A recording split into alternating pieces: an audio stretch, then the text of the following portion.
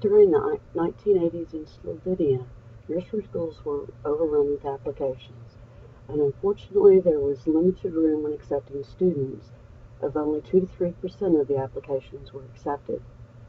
The schools needed to be fair to each applicant, but also be able to objectively explain when an application was not accepted. The nursery schools developed a set of 8 criteria to evaluate applications. The criteria included the parent's occupation, the child's nursery, whether or not the family was expecting to have more children, the number of children in the family, the condition of the family housing, the household finances, and the family's general health. Criteria has been collected for 12,690 applications and used to justify the acceptance or rejection of an application. The criteria is also evenly distributed across all applications. The applications received a rating of not recommended, priority, recommend, special priority, and highly recommend, with an overwhelming majority being not recommended. As you can see looking at the graph, a very small percentage, only 2.5%, are in the recommend and very recommend category. A training set of 7,770 applications was used and a test set of 5,920 applications. We've run various models on the data as is.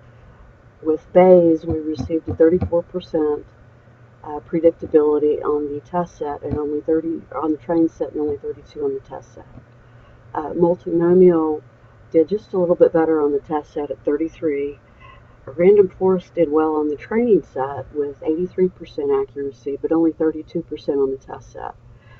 Decision tree again did well on the training set, but poorly on the test set, as well as the remaining models, including the KNN.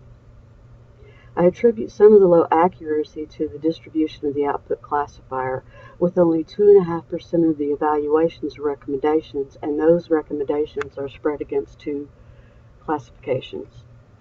With the goal being to objectively explain a rejected application, the criteria was grouped into desirable and undesirable groups.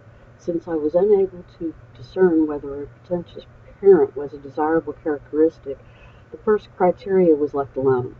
For the child's nursery, a proper nursery is desirable and all others were not. Having a stable family was a desirable characteristic and all others were not. The number of children in the home did not fit either a desirable or undesirable classification. Housing was either convenient or not. The finances were either convenient or not.